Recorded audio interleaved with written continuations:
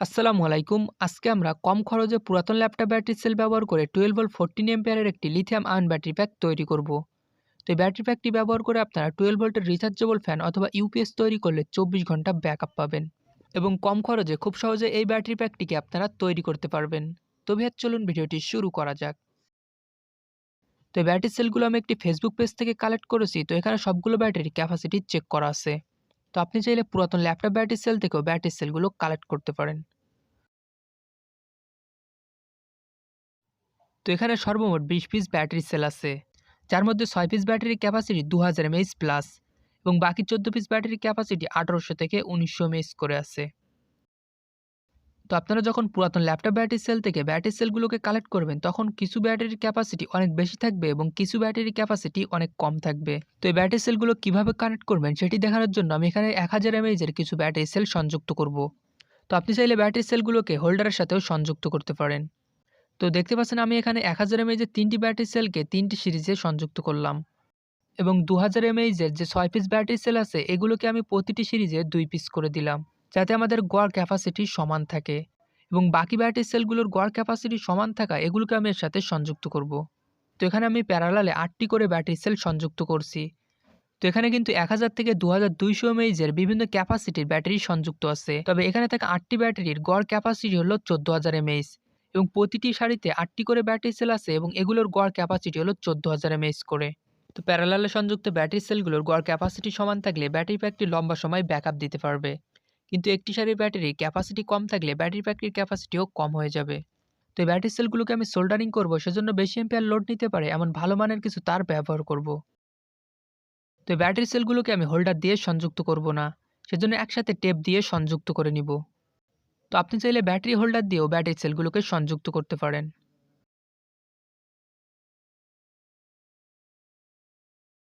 এরপর আমরা 8টি ব্যাটারিকে একসাথে প্যারালালে সংযুক্ত করে নিব। তো এর পজিটিভগুলোকে একসাথে সোল্ডারিং করে নিলাম এবং নেগেটিভগুলোকেও একসাথে সোল্ডারিং করে নিলাম। তো এই ব্যাটারি সেলগুলো সোল্ডারিং করার সময় আপনারা সোল্ডারিং পেজ ব্যবহার করবেন, তাহলে এটি খুব সহজেই সোল্ডারিং করতে পারবেন। তো আমি সেমভাবে 8টি করে ব্যাটারি সেলকে একসাথে প্যারালালে সংযুক্ত করে নিলাম। তো এরপর এগুলিকে আমরা সিরিজ করে 12 ভোল্ট ব্যাটারি প্যাক তৈরি করব। তো এরপর আমরা ব্যাটারি সেলকে টেপ বা গুলো দিয়ে একসাথে সংযুক্ত করে নিব। তো এখন আমরা এগুলোকে সিরিজে সোল্ডারিং করব। তো প্রথম সারির ব্যাটারি সেলগুলো হবে ব্যাটারি প্যাকটির পজিটিভ, সেজন্য 2 নম্বর সারির ব্যাটারির নেগেটিভকে 3 নম্বর সারির ব্যাটারি পজিটিভের সাথে সোল্ডারিং করব।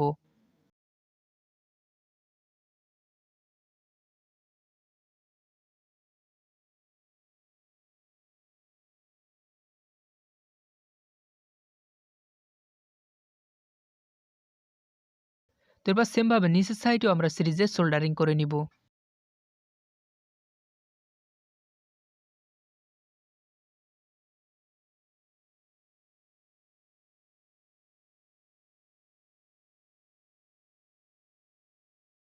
তো এখন আমাদের ব্যাটারি প্যাকটি সোল্ডারিং করা হয়ে গেছে।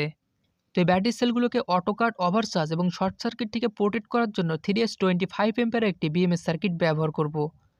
তো আপনি চাইলে 40 বা 60 এম্পিয়ারের বিএমএস সার্কিটও ব্যবহার করতে পারেন। এরপর আমি গ্লু দিয়ে ব্যাটারির সাথে বিএমএস সার্কিটটিকে সংযুক্ত করে নিব। তো আপনি যদি সেমভাবে ব্যাটারি প্যাকটি তৈরি করে থাকেন, তাহলে খুব সহজেই বিএমএস সার্কিটটিকে ব্যাটারির সাথে সংযুক্ত করতে পারবেন। তো আমি বিএমএস সার্কিটের সাথে ব্যাটারি সেলগুলোকে সোল্ডারিং করে নিচ্ছি। তো এখন যদি আমরা আউটপুট ভোল্ট পরিমাপ করি, তো দেখতে পাচ্ছেন আউটপুটে আমরা পাচ্ছি 12 ভোল্ট। তো ব্যাটারিতে সামান্য চার্জ কম আছে, সেজন্য 12 ভোল্ট শো করছে। তো এই ব্যাটারি প্যাকটিকে কিন্তু আপনারা 12 ভোল্ট 5 এম্পিয়ারের চার্জার দিয়ে 100% চার্জ করতে পারবেন না। তো 100% চার্জ করতে হলে আপনাকে 40 ভোল্ট অ্যাসিড ব্যাটারির একটি চার্জার ব্যবহার করতে হবে। তো এই ব্যাটারি প্যাকটি ব্যবহার করে আপনারা যদি এখন একটি 12 ভোল্টের রিচার্জেবল ফ্যান অথবা ইউপিএস তৈরি করেন, তাহলে কিন্তু 24 ঘন্টা ব্যাকআপ পাবেন। তো ব্যাটারি প্যাকটি তৈরি করতে আমার টোটাল 1600 টাকার মতো খরচ হয়েছে। তো আপনারা যদি পুরাতন ল্যাপটপ ব্যাটারি প্যাক থেকে ব্যাটারি সেলগুলো কালেক্ট করেন, তাহলে কিন্তু আরও কম খরচে এটি তৈরি করতে পারবেন। তো বন্ধুরা, ভিডিওটি ভালো লাগলে অবশ্যই একটি লাইক করবেন আর চ্যানেলে নতুন হয়ে থাকলে চ্যানেলটি সাবস্ক্রাইব করে পাশে থাকা বেল আইকন অল প্রেস করে দিবেন। ধন্যবাদ সবাইকে ভিডিওটি দেখার জন্য।